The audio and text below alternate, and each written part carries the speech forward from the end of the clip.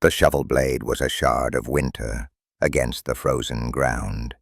It bit with a percussive shock that traveled up the ash handle and into the bones of Elias's arms. Each strike was a negotiation with the earth, a request made with muscle and steel. He levered the clod of dirt and roots free, the motion practiced and spare, and tossed it onto the growing mound beside the excavation. The wind, a constant bully on this exposed northern slope, tried to steal his breath and tear the warmth from his collar. It found little purchase. He was already sunk 3 feet into the hill, shielded by the shallow walls of his own making. At his feet, Boro, a dog the color of old stone and winter dusk, lifted his head from his paws. His intelligent eyes watched the rhythmic rise and fall of the shovel, his tail giving a single, slow thump against the cold dirt. He trusted the work. The hole was 12 feet square, a precise wound in the tough prairie grass. This was the first level, the antechamber. From the back wall of this room, Elias would dig again, deeper into the hill, stepping down another 4 feet into the second room. Then another, and another. 4 rooms in total, a staircase of chambers descending into the thermal mass of the planet. His father's journals, filled with elegant script and intricate spidery drawings, called them geothermal steps, a way to borrow the Earth's deep, abiding warmth and hide from the sky's fickle cruelty. A theory, a madness. Elias intended to make it a home. He paused, leaning on the shovel handle, his breath pluming white in the air. The physical toll was a familiar companion. His hands were a cartographer's map of calluses and blisters, his back a dull, persistent ache. He was young, but the work was old. He had inherited the land a year ago, after the fever took his parents within a week of each other. He had also inherited their reputation for being different. His father had been a reader, a thinker, a man who saw patterns in the frost on a window pane and heard music in the wind. The community had respected his quiet nature, but kept a polite distance from his strange ideas. Now those ideas were all Elias had left. "Still at it, boy?" The voice came from the rim of the excavation. Mr. Gable stood there, a thick, substantial man, whose face was a testament to 70 winters. His hands were jammed into the pockets of a heavy wool coat, his expression a mixture of pity and profound disbelief. "Yes, sir," Elias said. His voice was quiet, unused. He spoke more to Boro in a day than to any person in a week. Gable shook his head, a slow, deliberate motion. "That's the craziest thing I've ever seen. What in God's name are you trying to do? Dig your own grave before the cold does it for you? The ground's going to freeze solid another 2 feet down. When the spring thaw comes, the frost heave will collapse this whole foolish enterprise right on top of you. You can't build a house by digging a hole." Elias looked at the wall of earth, at the strata of soil and clay and stone.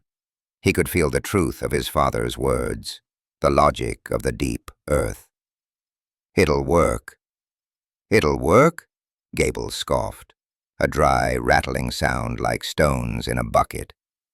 The boy's lost his mind. "Listen to me, Elias. Your father was a good man, but his head was full of books, not sense. You need 4 walls and a roof above ground, with a good stone chimney and a cord of seasoned oak. Not a badger's den. What happens when the snows drift? You'll be buried alive. What happens when the rains come? You'll be living in a mud pit." "I have a plan," Elias said, turning back to his work. He drove the shovel into the earth again.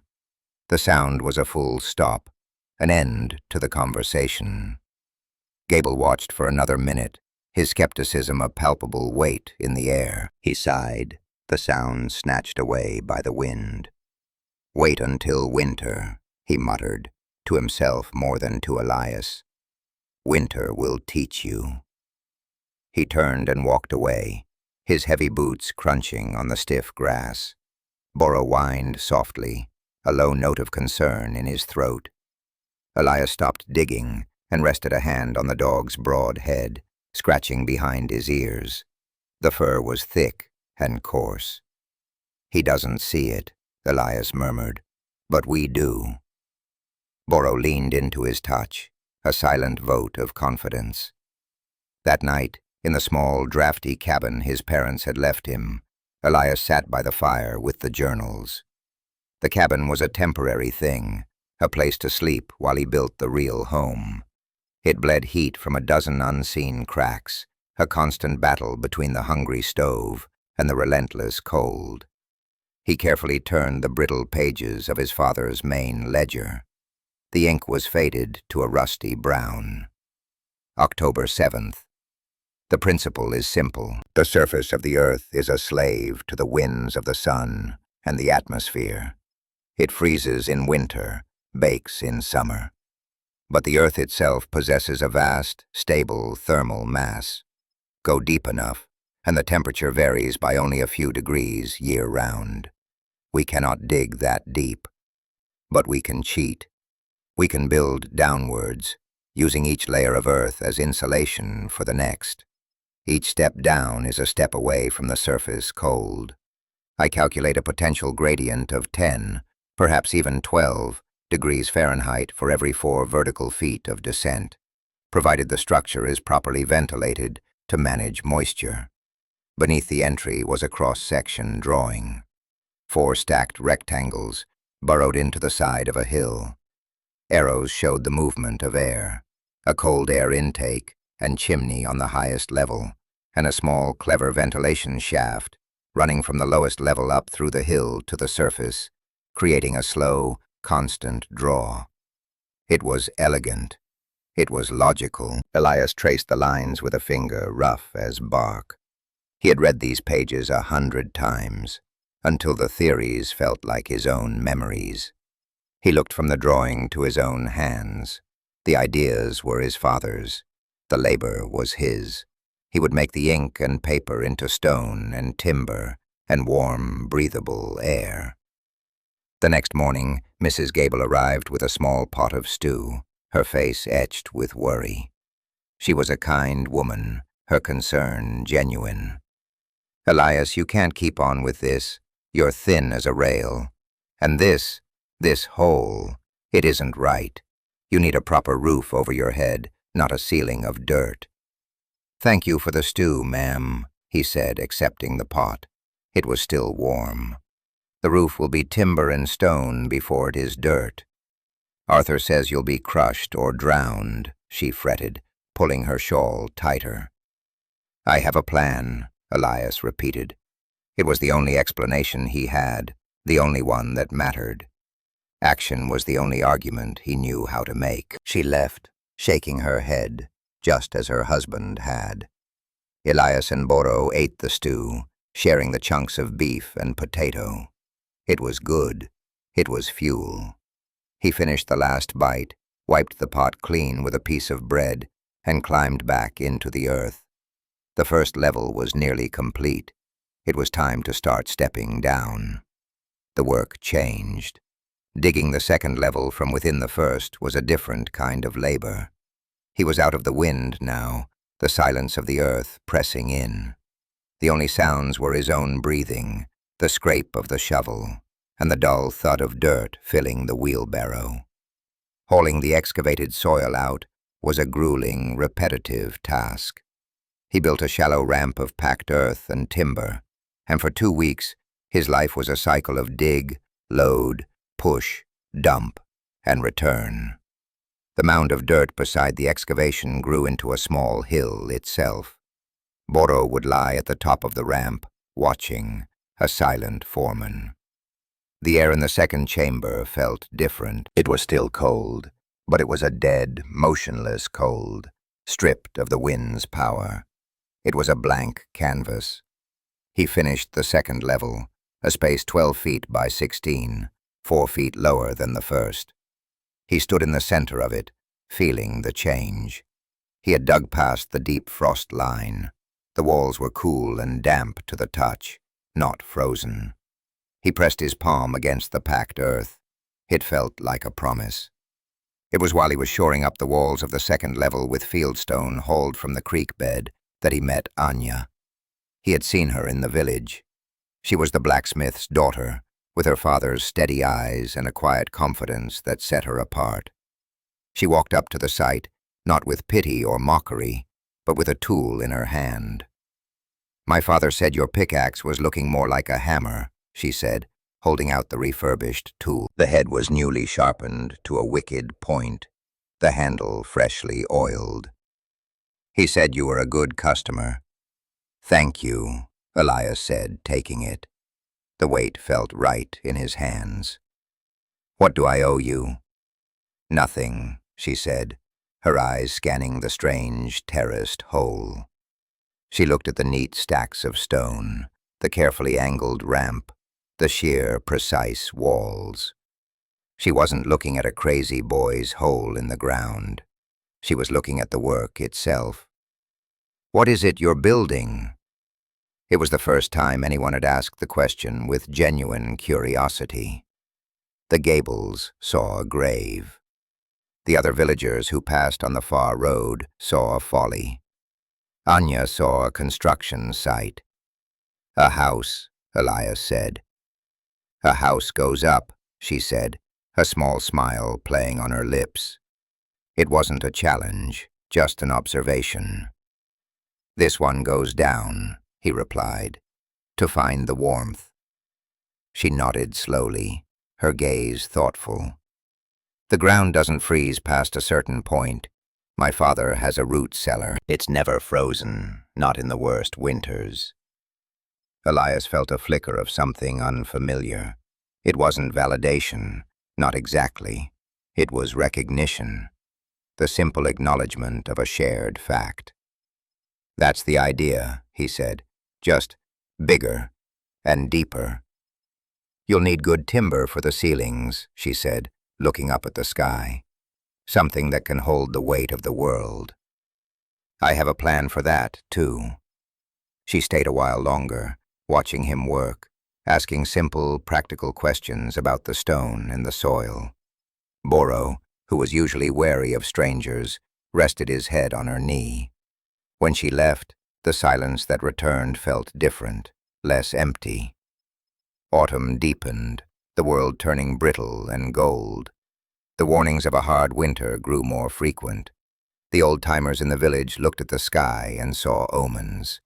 The woolly caterpillars wore thick coats, the squirrels were frantic in their gathering, and the geese had fled south weeks earlier than usual. Mr. Thorne, the wealthy landowner who owned the general store and half the valley, stopped his carriage on the road to pass judgment. "Gable tells me you're still wasting your time with that pit," Thorne called out, his voice carrying an easy, ingrained authority. "I hope for your late father's sake you come to your senses before the snow flies. A boy your age should be doing honest work, not playing in the dirt like a child." Elias didn't respond. He just kept working, fitting a large flat stone into the wall. The stone settled into place with a satisfying solidity. Thorne clicked his tongue in annoyance and snapped the reins, his carriage rolling away in a cloud of dust and disapproval. Elias ignored them all. The doubt of others was just weather, and he was building a house to escape the weather. He began work on the third level. The earth he dug from it was darker, richer, and noticeably warmer. He would work until his muscles screamed, then climb out into the biting air of dusk, the temperature difference a shock to his system. He was burrowing away from the coming cold. He felled trees from the small copse at the edge of his property, limbing and hauling the logs with Boro's help. The dog would grab the end of a rope in his powerful jaws and pull, bracing his feet, adding his strength to Elias's. Together they moved timber that seemed impossibly heavy. He laid the thickest logs across the top of the second chamber, then the third, fitting them tightly. He filled the gaps with branches and clay, then covered it all with a thick layer of the excavated earth. He was burying his house as he built it. Anya returned several times, sometimes with a tool, sometimes with a loaf of bread wrapped in cloth. She never stayed long, but her presence was a quiet counterpoint to the village's chorus of doubt. She saw the logic in his labor. She understood that the mountain of dirt was not just waste, but insulation. That the stones were not just walls, but a heat sink. She watched him build the hearth and chimney on the first, highest level, a massive construction of river stone and clay mortar, designed to draw smoke efficiently while radiating as much heat as possible into the room. "The fire is for the top," she observed. "The fire is for cooking, and for fighting the worst of the cold," he corrected gently. "The warmth is for living. It's deeper." By the time the first snowflakes drifted from a pewter-gray sky, the structure was complete. From the outside, it was deceptively simple. A low, stone-faced facade built into the hillside, with a single sturdy oak door and a small glass-paned window next to it. A chimney pipe rose from the earthen roof, which was already covered in a thin blanket of snow, blending it almost seamlessly into the hill. It looked small, almost like a storage cellar. No one could see the 3 descending levels hidden within the earth. Inside the top room was a workshop and kitchen, dominated by the stone hearth. A heavy insulated trapdoor in the floor led to the second level, a small living space with a built-in bed and shelves. Another trapdoor led to the third level, a storage room for food, which he had lined with flat stones.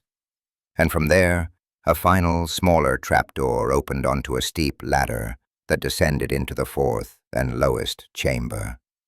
This room was small, barely 8 feet square, and completely encased in the deep earth. It was his sanctuary, his father's theory made manifest. He stood in the top room, the first fire crackling in the hearth. Boro was asleep on a rug before it. Outside, the snow was beginning to fall in earnest. Mr. Gable had been right about one thing. Winter would teach him. Elias was ready for the lesson. The first month of winter was cold, but not unusually so. The step rooms performed as the journals had predicted. The top level stayed just above freezing with a small banked fire. The second level was a comfortable 50 degrees. The third, the cellar, was a steady 40, and the lowest chamber, the deep room, held at a miraculous 58 degrees, day and night, with no heat source at all. It was the planet's own warmth, captured and held. Elias would descend the ladders, feeling the air grow warmer with each step down. He ate and worked in the upper levels, but he slept in the second, and in the deepest cold of the night, he and Boro would retreat to the lowest room, a pocket of geothermal comfort against the frozen world. The villagers saw the smoke from his chimney and assumed he was surviving, for now. They saw him walking with Boro, both looking healthy, and they shrugged. "The real cold hasn't hit yet," became the common refrain. Mr. Thorne was heard to say, "Even a fool can get lucky for a little while." Anya brought him a gift of winter apples, her smile genuine. "It seems you were right," she said softly. "It's warm." Then the sky fell.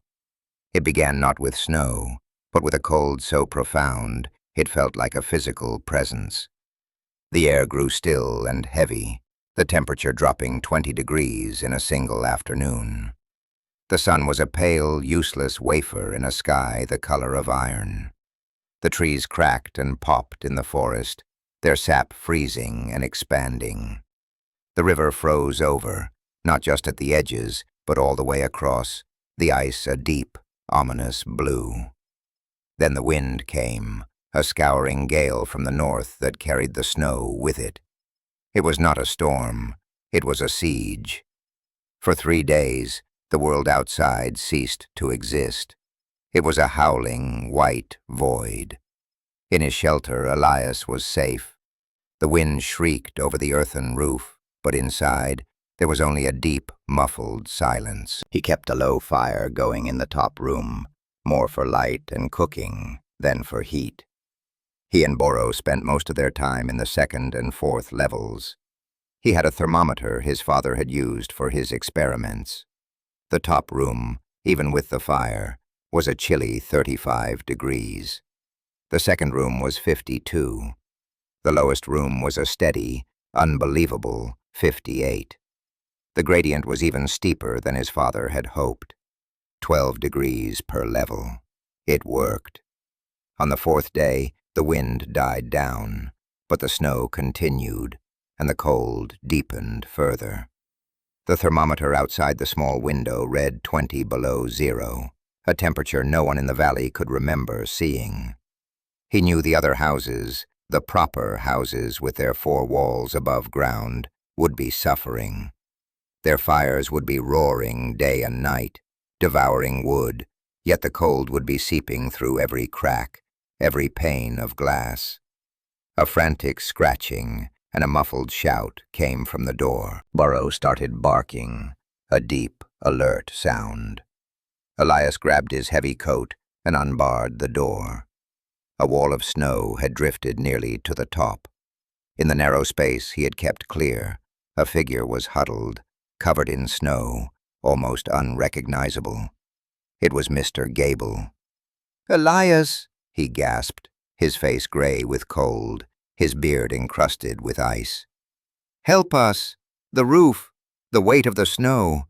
It came down! The main beam snapped!" "Where is Mrs. Gable?" Elias asked, putting the old man inside. "In the barn. It's so cold. The fire's out. We can't stay there long." "Bring her here," Elias said, his voice calm and certain. "Now." He helped Gable back out, and together they fought their way through the waist-deep drifts to the barn. The main house was a ruin, the roof caved in like a broken box. Inside the barn, huddled under horse blankets with their milk cow for warmth, was Mrs. Gable. She was shivering violently, her lips blue. Elias did not hesitate. He and Gable half-carried, half-dragged her back to the shelter. When they got her through the door and closed it against the white world, the change was immediate. The air was still, the biting wind gone. "My God," Gable whispered, looking around the small, firelit room. You're warm." "It gets warmer," Elias said. He helped Mrs. Gable to the trap door. "Down here." He led them down the ladder to the second level. The difference was astonishing. The air was calm and noticeably less cold. Mrs. Gable stopped shivering. Her eyes, wide with shock, took in the simple, secure space. A bed, a table, shelves carved into the earth walls. "It's like a different world," she breathed. Elias gave them his bed, covering them with the thickest wool blankets. He went back up and brought down hot broth from the pot simmering over the fire. As they drank, color slowly returned to their faces.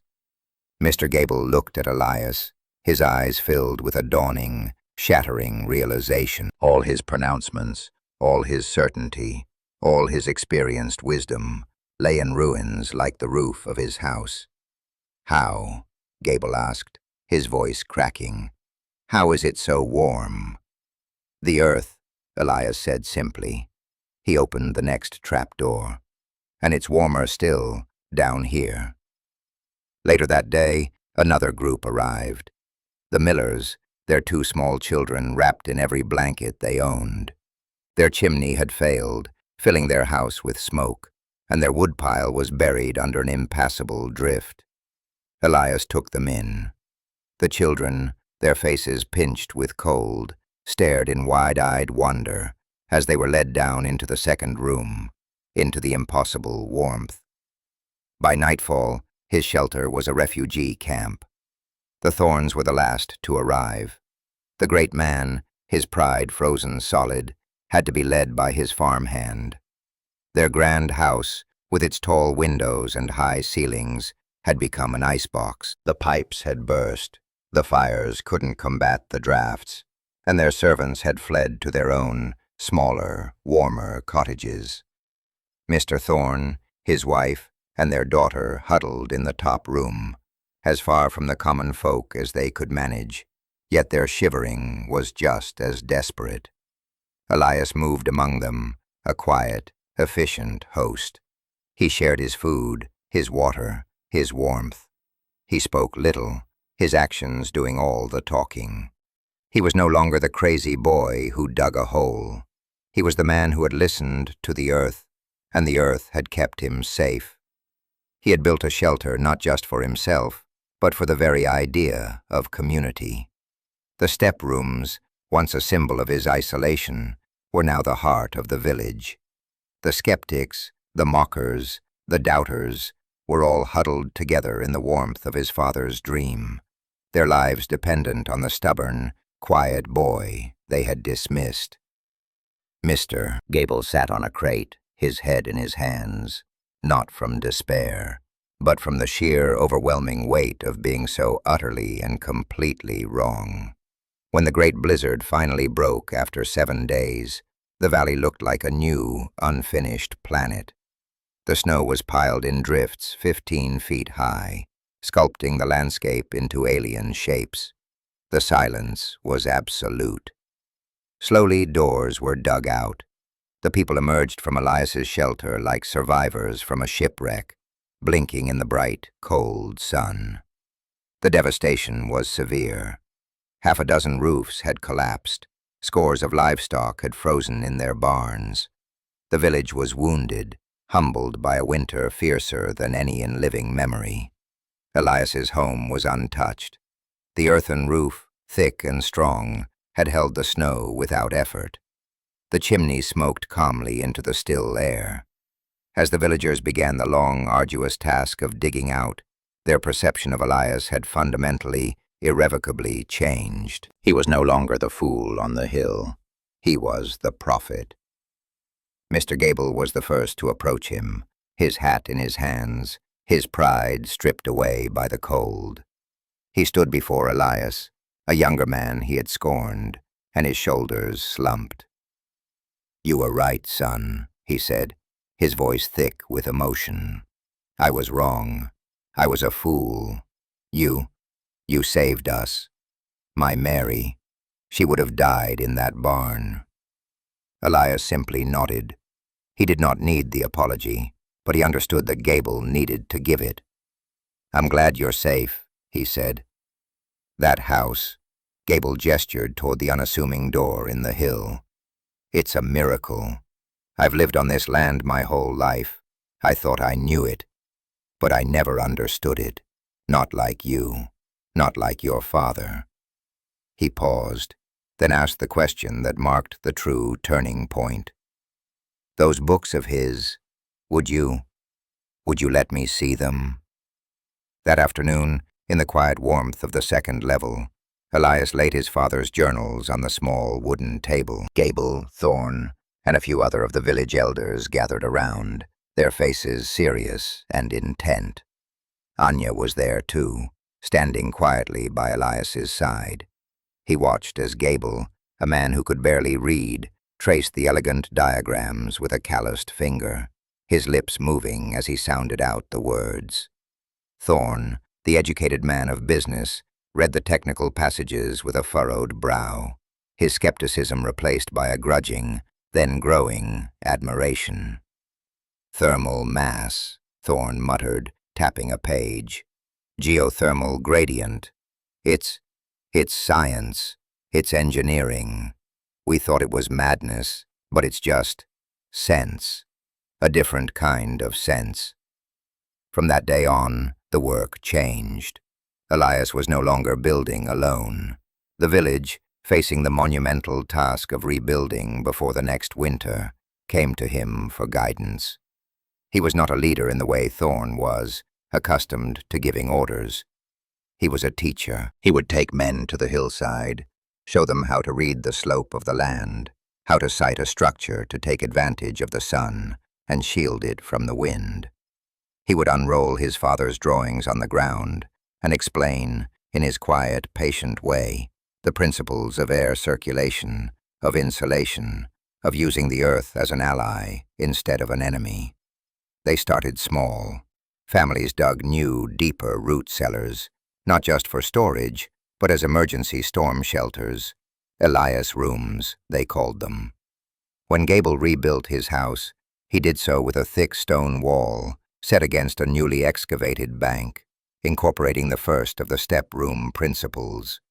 Thorne, with his wealth and resources, funded the construction of a community shelter, a large multi-level structure built directly into the hill behind the meeting house, designed by Elias himself.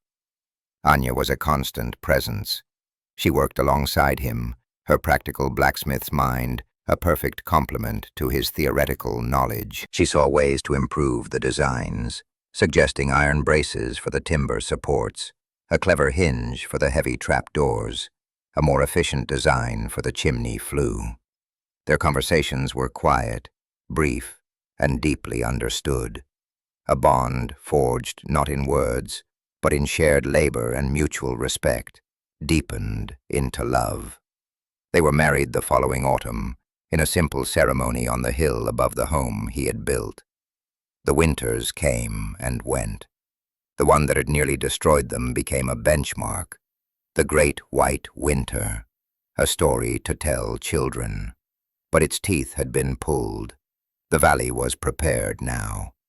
Nearly every home had an Elias room, a safe, warm place to retreat when the wind howled. The community shelter had saved lives twice more in the intervening years, during lesser but still dangerous storms. Elias's folly had become the village's salvation. His father's theories, once dismissed as eccentricity, were now foundational wisdom, as essential as knowing when to plant and when to harvest. Elias and Anya raised 2 children in the step-rooms, a son and a daughter, who grew up understanding the language of the earth. They learned that warmth was not something you made, but something you found, something you sheltered. Elias taught them to use a shovel, to read the weather in the sky, and to understand the faded ink in their grandfather's journals. Boro grew old. His muzzle turned gray. His steps became slower, more deliberate. He spent most of his days sleeping on his rug, moving from the top room to the second, and then the third, following the patches of sun that fell through the window and the trap doors. One mild spring morning, Elias found him lying in the lowest, warmest room, the sanctuary. He had passed peacefully in his sleep. His heart, which had been so full of loyalty and quiet trust, had simply stopped beating. Elias carried the dog's still, heavy body up the ladders and out into the soft morning light. He buried him on the crest of the hill, in a spot overlooking the home they had built together. He carved a simple stone to mark the place. It just said, Boro, a good friend. He would often go and sit by the stone, feeling the familiar weight of the dog's absence, a silence that no amount of time could ever quite fill. Years folded into one another. Elias's hair turned the color of winter frost, and his hands, though still strong, were gnarled like old roots. He became the village elder, the quiet man they all sought for advice. He never boasted, never reminded them of their past doubts. He didn't have to. The proof was all around them, in the safe homes, the full cellars, the children who no longer feared the sound of the north wind. He had won the argument, not by shouting, but by digging. He lived a long and peaceful life with Anya. When she passed, he buried her beside Boro, on the hill that held so much of his life's story. He continued to live in the step-rooms, the familiar warmth a constant comfort. His children had their own homes now, built on the same principles, their own families safe from the cold. One autumn evening, as the air grew crisp and the first leaves began to turn, Elias sat in a chair in the top room, watching the fire dance in the hearth his own hands had built so long ago. He was very old. His work was done. His father's ideas had been given form and life, and that life had spread, taking root in the community and keeping it safe. He closed his eyes, his breathing slow and shallow, and in the deep, quiet warmth of the home he had dug from a dream, he passed from the world. His son and daughter found him the next morning. They buried him on the hill, next to Anya, next to Boro. They replaced the simple stone he had carved for his dog with a larger one, a piece of granite hewn from the local quarry. It marked all three graves. The inscription was simple, carved in deep, clear letters that would withstand the wind and the snow for generations to come. Elias and Anya, they taught us to dig deep. With their friend Boro. Decades later, the village thrived. The story of the Great White Winter was a legend now, a tale of a time before the Elias shelters, when people were vulnerable, when they lived on the surface of the earth instead of within its embrace. The original step room still stood, a landmark and a monument. A new family lived there, young children clambering up and down the same ladders Elias had built, their laughter echoing in the warm, earthen chambers. On the coldest winter days, when the wind scoured the valley and the snow piled in deep, silent drifts, a thin plume of smoke would rise from the chimney on the hill. It was a quiet signal, a testament to a stubborn boy, his father's strange ideas, and the profound, simple wisdom of listening to the earth. It was the enduring warmth of a legacy built not of fame or fortune, but of stone and timber and soil, a legacy measured in the simple, precious fact of lives saved, of a community made safe, of a home that held back the cold.